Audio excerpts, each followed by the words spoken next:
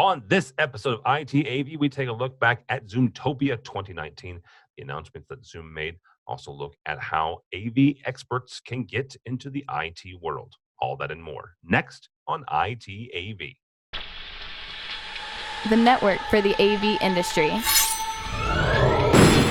What are you listening to? This is AV. This is AVNation. This is AVNation.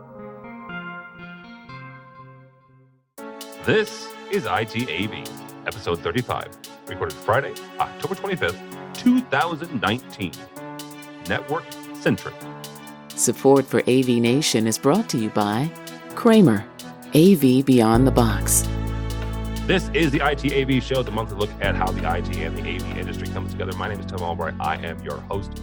With me to chat about a few things is my buddy and pal, Mr. Derek Jonkus from Extron Electronics. Welcome, sir. Hey there, Tim. Thanks for having me again. Absolutely. Thank you, sir. Thank you. We've got a couple things that we're going to chat about today. One, though, is a news article. About a week and a half from this recording, we're recording this October 25th, Zoom had their annual get-together. It's called Zoomtopia, held out in San Jose. They named and released a bunch of new features, a bunch of new products, and some new integrations. Extron is a integrated with Zoom. They have a number of products that bring Zoom into the conference room and other areas. Derek, when you guys look at and you watch events like this, and some of your folks may have even gone there, when you walk through those halls and talk with the different vendors and look and see what Zoom is bringing to the forefront and bringing new, how do you bring that back to your customers, to integrators, and also to their clients as well, about ways that you're able to still maintain that relationship and still be able to be a good partner with both them and as they're with them as they're bringing Zoom into the rooms? Well, first, just to quantify, I think they made 28 feature announcements in about 90 minutes in the opening keynote from what I read. And from what that article that you shared, looks like one of the things there's some things that are old and new again, which I guess for AV people make it a comfy space, because from what I could read and gather, there is the rise of appliances again. And a company called Neat was actually announced by Zoom as being a company that Zoom funded and will be selling conferencing products directly to users of the Zoom services. So I think that was looks like a big topic of conversation. And so as you're talking to other people who are looking to integrate Zoom services, I just see there being a lot of opportunity with integrators, for consultants, for manufacturers, to look at different ways that they can integrate with the Zoom ecosystem. It doesn't seem to be going away anytime soon, and by all accounts, Zoom is certainly making their presence felt both in North America, but they definitely have strong plans worldwide to make that presence even stronger for customers that really haven't had a relationship with them yet. That is one of the interesting things as I talk to folks who are not in the U.S. or not in North America. Zoom doesn't have a big footprint outside of North America. Obviously, the folks are aware of them, but they do not have the market saturation that they do here in the States. Yeah, and I think part of what I could gather Zoom's strategy is to really think about Zoom Phone and being part of more of that ecosystem. It's interesting because if you've been in the industry long enough, you get to see points of this circle that has happened with lots of other companies that have been in this space for so long. And what's old is new again. So you're back into doing phones and things like that. But I think that's to give more pull to that service that they have in the cloud that they've been so successful with, and to integrate cool features like being able to transfer a call to maybe a Zoom conference room endpoint. You walk into a room with a mobile device and you can transfer it to the room. Those kinds of features. And for customers, I think those types of automation touches really kind of endear them to embracing more of Zoom. At least that's certainly what Zoom is promoting. Yeah, absolutely. One thing I want to get into though is this is kind of bringing integrators more into the software realm, right? More into the IT realm than they have been before because Zoom is a primarily software-based system, right? They use products like some of your guys' folks to bring some of the commercial and the pro aspects of the A and the V to get it in and out of Zoom. But integrators are also having to become more and more IT centric. You have a similar background where you were an integrator, became an IT professional, became an IT expert, and now you work for a manufacturer who I'm generalizing here, but a large part of your job deals with helping integrators, traverse the IT landscape.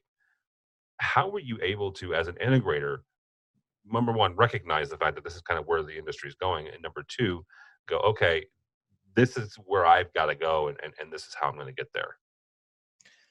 Man, you look at most of the products that are being made in our industry now, and there's some type of network connectivity or some kind of network consequence for the product. They're either looking to control something, to extend a signal, to make something so there's a convenience feature that's enabled that you can access from the network. If you're an integrator, maybe you're looking to capitalize on a few features to help your customer manage those devices.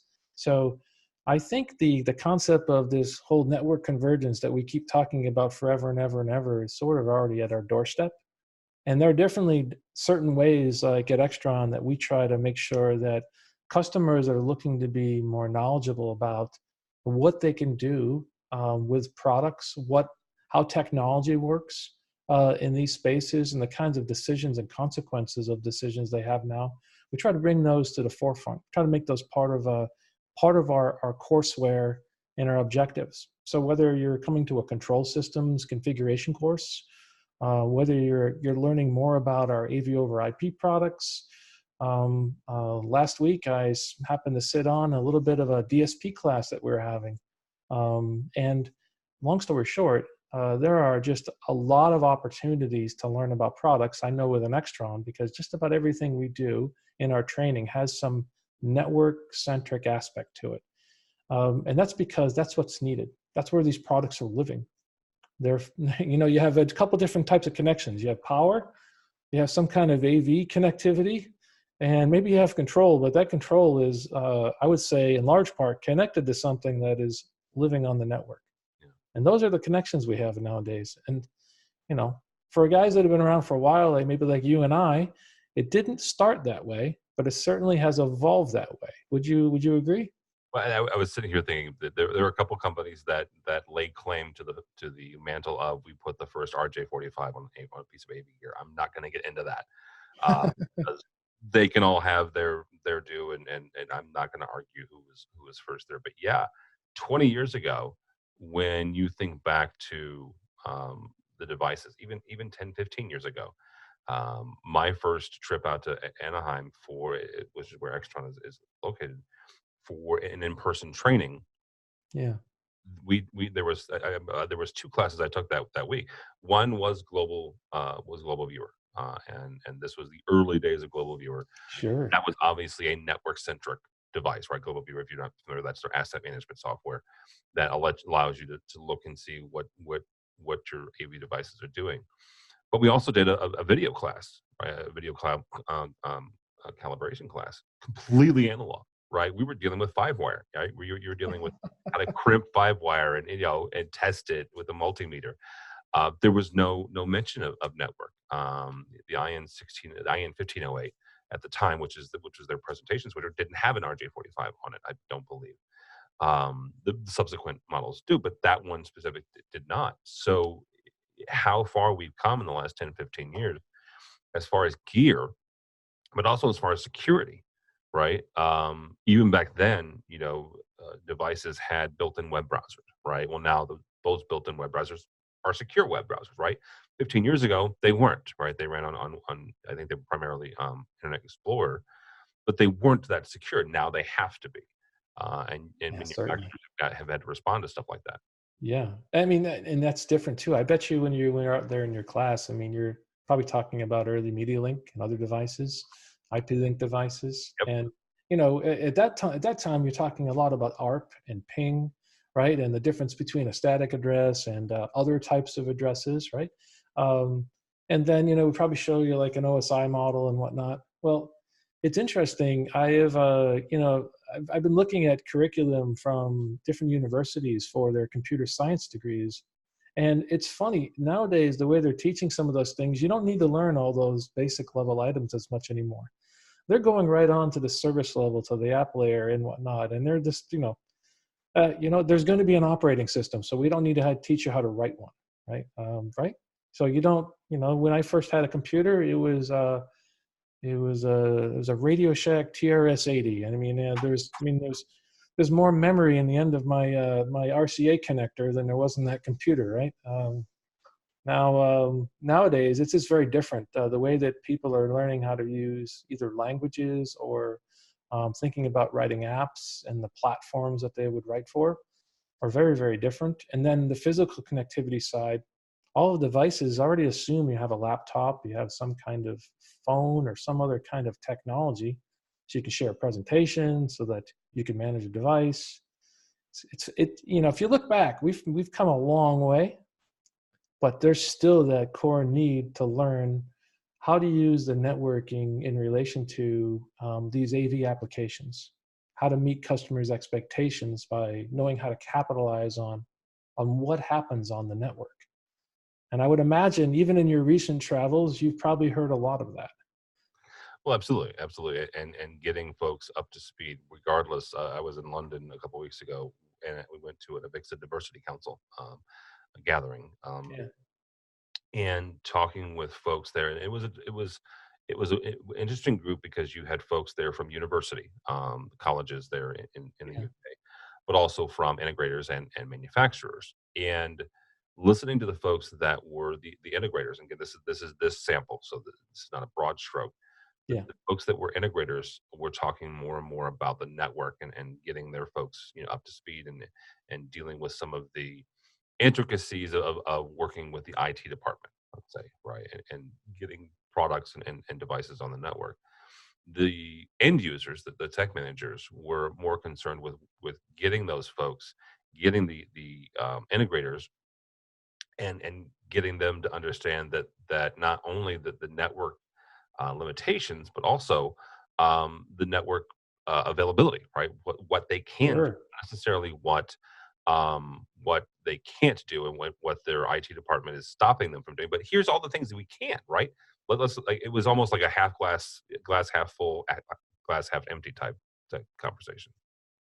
Yeah. And many times, um, you have devices that we're now using as commonplace in our industry that are really dependent on other people's infrastructure and other people's services. So that means not only do you need to understand the technical side of it and then the implications of the AV aspects and the IT aspects of the product, but I think you also need to be in a position to appreciate, what the ground rules are for that customer and their network. Who is allowed to do certain types of configuration. What is the customer security? What are the customer's security expectations? Mhm. And then, who in turn has the accountability or responsibility to ensure those are implemented right?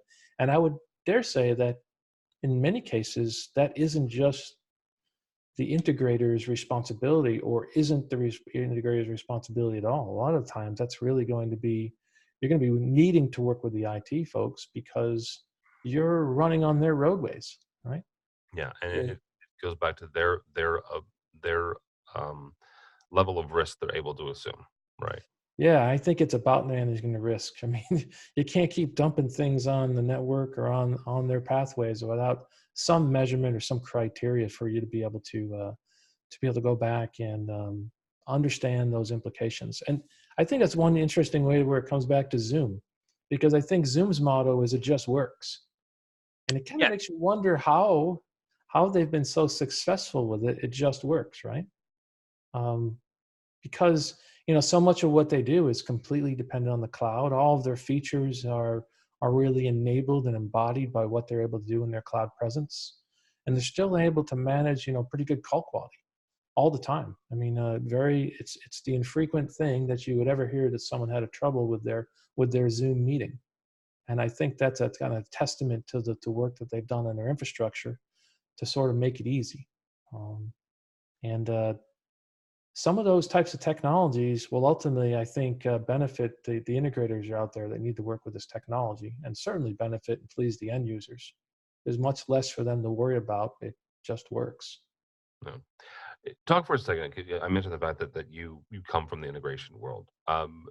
If you were talking with an integrator, and I'm sure you have before, about how they get their teams, I'm a well, I am a mid-40s AV professional, but if you're, you know, 40s to a certain age, right, and you've been in the industry long enough to where you did crimp 5 wire, right?